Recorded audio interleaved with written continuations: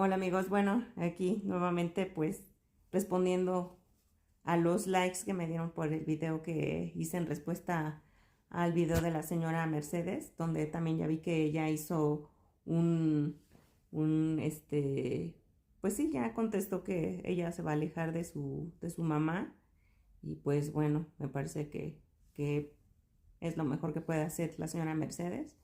No la conozco, no tengo el gusto, simplemente pues me sentí identificada con su historia. Es real lo que pasa, es real lo que nos sucede a hombres y mujeres que decidimos pues alejarnos de papás o madres abusivas, como en mi caso, donde recibimos humillación desde edades muy tempranas, y rechazo, a veces que creen que porque somos malos hijos o porque somos groseros. Yo creo que todos pasamos por etapas diferentes en nuestra vida, de rebeldía y cuestiones así.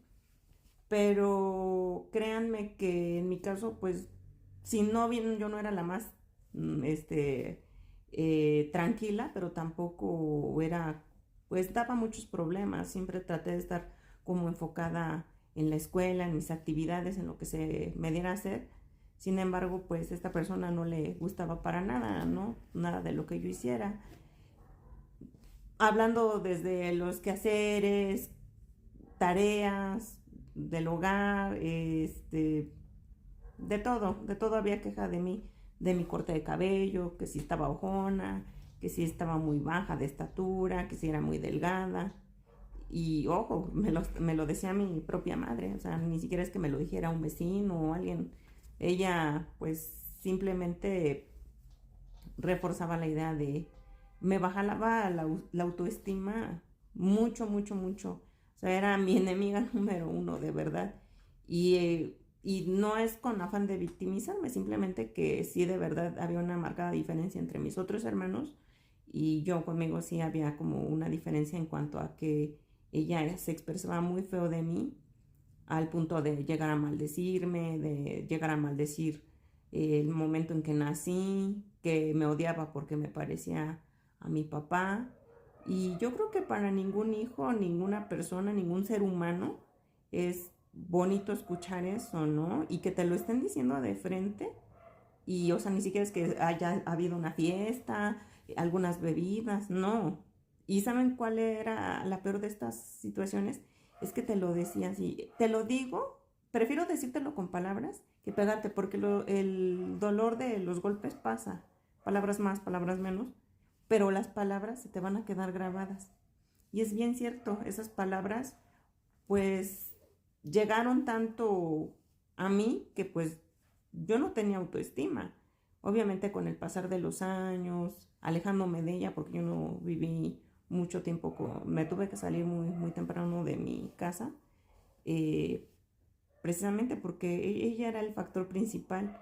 Me costaba aceptarlo porque uno como hijo y como víctima te sientes culpable y dices, pues que hice mal, o sea, de verdad, yo no sabía qué más hacer para agradarle, para ser querida, cuando pues en ese momento de mi vida y de mi juventud yo no sabía que yo no tenía ninguna culpa, ¿no? También otro factor que pues como les comentaba en el video anterior es que el hecho de que ella estuviera en esta secta, porque yo así lo llamo una secta, es que ella se comportara ya de manera, pues ya hasta fanática, puedo decirlo, donde ya hablar con otras personas que no fueran de su religión, con los mundanos que ellos dicen, este, o ya no escuchar ciertas películas, yo y mi hermana no éramos libres de ver ciertas series, ciertas caricaturas, y si lo hacíamos a escondidas, como si fuera un delito, ¿saben? Y nosotras teníamos que hacer ese tipo de cuestiones tan inocentes a escondidas, cuando pues no estábamos atentando contra nadie. Entonces fueron muchas humillaciones, muchos regaños. También recuerdo la primera vez que me, me descubrió que tenía novio, pues me dio la paliza de mi vida. Ha sido de las peores palizas. Eso que, pues, o sea, mis hermanos mayores ya habían pasado por esa etapa de que habían tenido novio y todo eso, pero no, de lo mío fue una golpiza. También la primera vez que me llegó mi periodo, pues no, fue un hecho terrible para mí porque pues yo tenía 11 años, lo recuerdo muy bien, y me pegó, como por qué, ¿no? Me pegó y me dijo que era una puerca y que cuidado anduviera de... Y yo, ¿eh? 11 años, ¿es en serio? Y, o sea, ni siquiera me dijo que ya a partir de ese momento, pues yo tenía que lavar mi ropa interior y mi ropa en general. Yo, pues sí, ¿no? Yo no lo entendía hasta más grande que todo eso me mermó algo en mi corazón, en mi...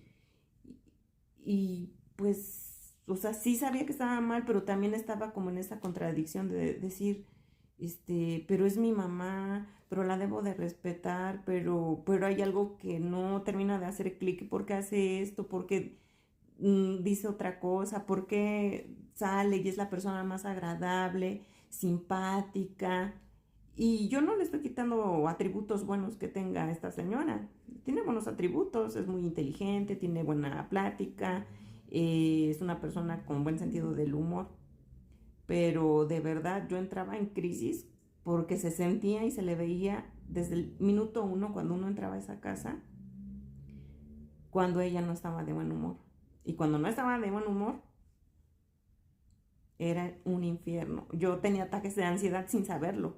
Me sudaban las manos, tenía palpitaciones, me sentía muy incómoda.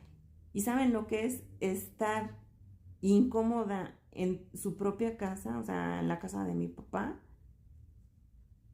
Es terrible. Hace, va a ser, justamente, va a cumplir 8 años que falleció mi papá. Y pues yo en ese entonces pensé que tal vez ese era como el hecho o el momento de su vida que iba a cambiar, porque ha sido el momento más vulnerable en la cual yo pude ver a esta persona, donde la vi llorar, donde la vi por fin así como que dije, ya mi mamá va a cambiar. Y pues no fue así. Con el pasar de los días, porque ni siquiera fueron, bueno, semanas, este, ya empezó a ufanarse de que mi papá la dejó con pensión y todo eso. Empezó a decir que no, pues esa pensión ni le alcanzaba, que no, o sea, como expresándose ya mal de mi papá. Yo sí le dije, oye, antes podías discutir con mi papá y mi papá se podía defender, pero ahora que ya no está, ¿cómo? O sea, por favor, respeta. Y no, o sea, son cosas que uno no entiende como hijo y como ser humano.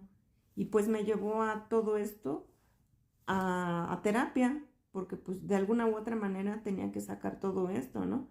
Antes ni siquiera podía contar, o sea, me sucedía lo de la señora del video, que lloraba, se me cerraba la garganta. Hubo muchos amigos que vivieron esta parte de mi vida y que no comprendían y que se les hacía muy complicado creerme y decir, ay, eso no pasa.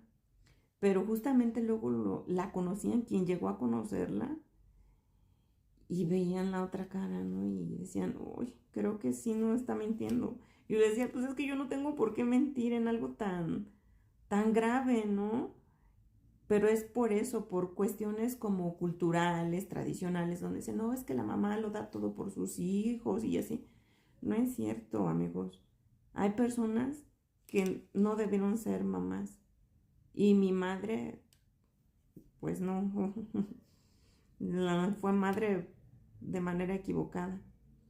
Yo no le pedí venir al mundo, ya estoy aquí, pero yo creo que se pudo haber evitado ella y me pudo haber evitado a mí y a mis hermanos muchas cosas, muchos sufrimientos. Pero bueno, eso es parte de lo que me ha sucedido. Voy parte 3.